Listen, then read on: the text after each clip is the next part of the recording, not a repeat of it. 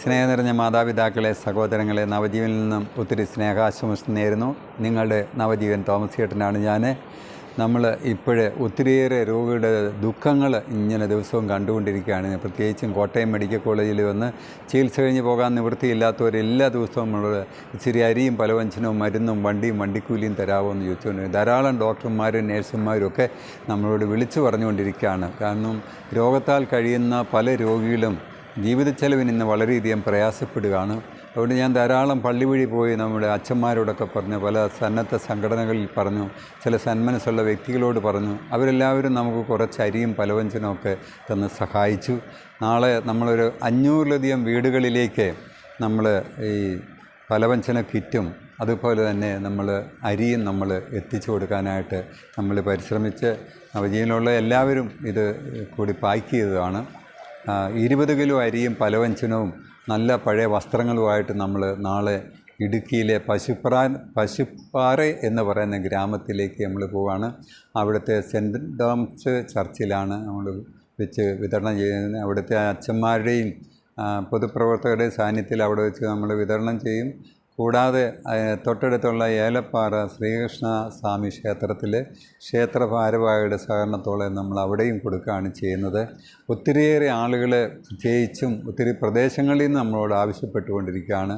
ജീവിതച്ചെലവിന് പ്രയാസപ്പെടുന്ന രോഗികളുടെ കുടുംബങ്ങൾ, പല സന്നദ്ധ സംഘടനകളും ഒക്കെ നമ്മളോട് പല പ്രദേശങ്ങളിൽ നിന്ന് ആവശ്യപ്പെട്ടുകൊണ്ടിരിക്കുകയാണ്.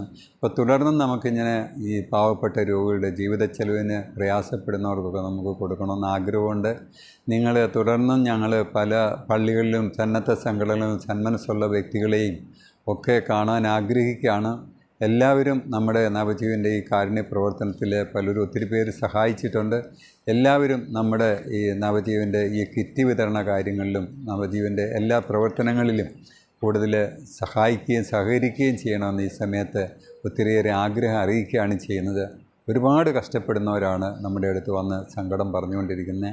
പ്രത്യേകിച്ചും കോട്ടയം മെഡിക്കൽ കോളേജിൽ മരിക്കാറായി കിടക്കുന്നവരുടെ ദുഃഖങ്ങൾ, മരിച്ചുപോയവരുടെ ശവശരീരം എത്തിക്കാൻ മാർഗമില്ലാതെ വിഷമിക്കുന്നവർ, എല്ലാ ദിവസവും നമ്മൾ ആംബുലൻസ് പിടിച്ചു കൊടുക്കുകയും അവർക്ക് അരിയും പലവ്യഞ്ജനവും മരുന്നും മേടിച്ചു കൊടുക്കേണ്ട ഒരു വലിയൊരു അവസ്ഥയിലാണ് ഇപ്പോഴേ.